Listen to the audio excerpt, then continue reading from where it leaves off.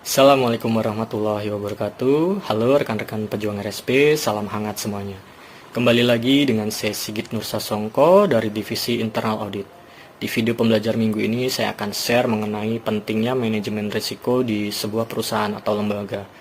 Materi kali ini saya kutip dari laman web yaitu insomanagement.com.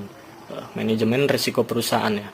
Setiap aktivitas pasti mengandung risiko, yakni kemungkinan yang akan terjadi di masa mendatang.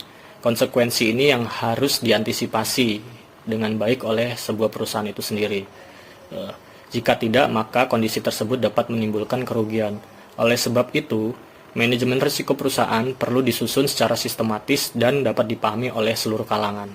Jadi, seberapa penting manajemen risiko itu di sebuah perusahaan atau di lembaga?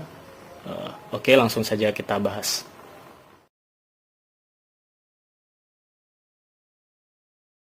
Oke, pentingnya manajemen risiko perusahaan. Manajemen risiko yakni cara manajemen perusahaan dalam mengelola ketidakpastian yang timbul dari proses bisnisnya. Adanya manajemen risiko ini untuk meminimalisir kerugian, bahkan mampu menghindari kebangkrutan. Seringnya ancaman ini justru tidak disadari oleh perusahaan sejak awal. Dampaknya baru terasa setelah sekian lama mendekati kehancuran. Memang tidak mudah untuk mengidentifikasi permasalahan perusahaan. Yang perlu kita lakukan adalah menentukan tujuan manajemen risiko. Adapun tujuan dilakukannya manajemen risiko selain sebagai langkah antisipasi adalah sebagai berikut. Yang pertama, menciptakan sikap proaktif. Jika kesadaran terhadap kemungkinan buruk tertanam dari level manajemen hingga eksekutor, maka setiap orang akan mengingatkan satu sama lain. Mereka saling menjaga agar tidak melakukan hal yang menimbulkan kerugian. Lalu yang kedua, bentuk peringatan untuk semua orang. Hal-hal yang memungkinkan kerugian seharusnya diketahui oleh karyawan.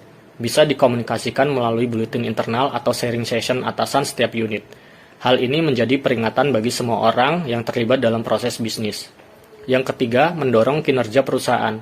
Adanya risiko yang akan terjadi jangan sampai membuat demotivasi karyawan. Sebaliknya, manajemen risiko perusahaan harus mampu memotivasi setiap orang untuk berinovasi.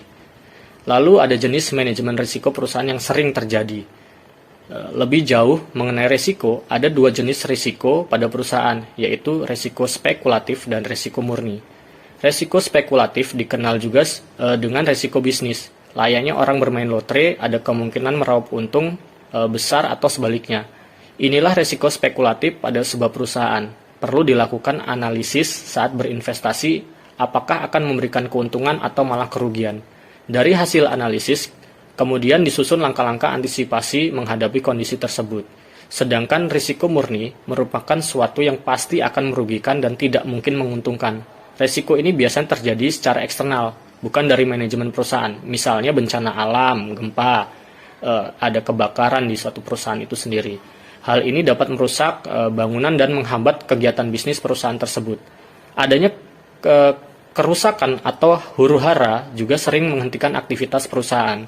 Secara mendasar, perbedaan dari kedua risiko di atas adalah kemungkinan yang akan terjadi. Risiko spekulatif masih memberikan kemungkinan positif bagi perusahaan. Ini dinamakan kondisi kesempatan atau opportunity. Sebaliknya untuk risiko murni hanya akan menimbulkan kerugian perusahaan. Lalu manajemen risiko perusahaan di berbagai bidang.